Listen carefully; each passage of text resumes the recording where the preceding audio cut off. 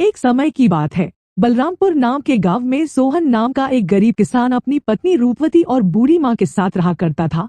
सोहन की एक छोटी सी बेटी थी जिसका नाम मुन्नी था।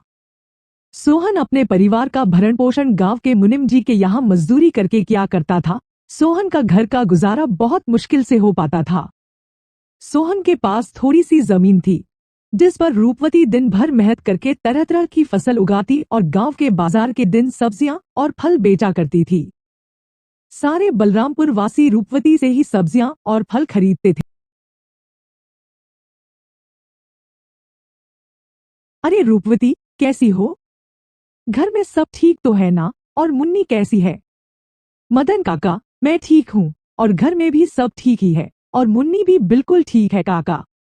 और बताओ, आज बाजार कैसे आना हुआ और काकी कहाँ है? क्या बताओ रूपवती, तुम्हारी काकी किसी काम से दूसरे गांव गई है। इस कारण रसोई का सारा काम मुझे ही करना पड़ रहा है, तो सोचा क्यों ना आज बाजार से सारा सामान लेते चलूं। अच्छा, तो यह बात है मदन काका। अच्छा रूपवती, तुम यह बताओ, टमाटर कैसे किलो बेच रही हो? रोज की तरह 20 किलो ही बेच रही हूँ काका। अच्छा, ऐसा करो रूपवती, मुझे 1 किलो टमाटर दे दो। क्यों नहीं काका, देती हूँ। इतना कहकर रूपवती मदन काका को 1 किलो टमाटर दे देती है और बदले में मदन काका से पैसे ले लेती है। रूपवती के खेत में एक पुराना कुआं भी था जो सालों भर सूखा ही रहता था। उस कुएं में एक बूंद पानी भी नहीं था। इस कारण रूपवती दूसरे गांव वालों के कुएं का पानी अपने खेतों की सिंचाई और खेती के लिए इस्तेमाल करती थी। अपने कुएं से पानी लेते देखकर कुएं के मालिक हरिदास को रूपवती से बहुत जलन होती थी। एक दिन जब रूपवती अपने खेतों में मेहनत से काम कर रही थी, तभी वहां कुएं का मालिक हरिदास आता है और रूपवती से कहता है, अरे रूपवती, कैसी हो? खेतों का काम कैसा चल रहा है?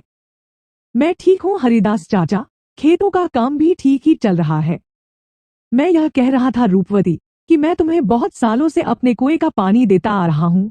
अब मैं तुम्हें अपने कुएं का पानी नहीं दे सकता क्योंकि गर्मियों का समय आने वाला है और मेरे कुएं में पानी बहुत कम हो गया है।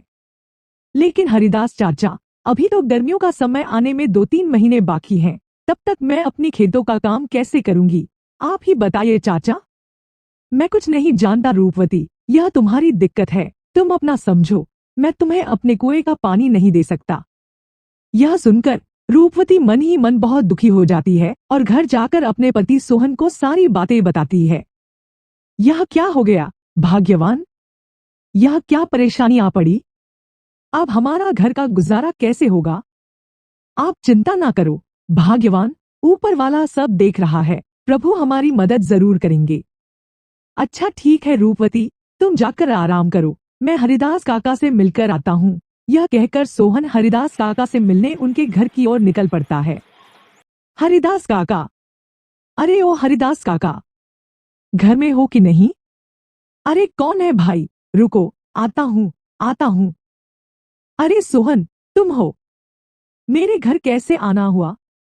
हरिदास काका, मुझे रूपवती ने बताया कि आपने हमें कुएं का पानी देने से मना कर दिया।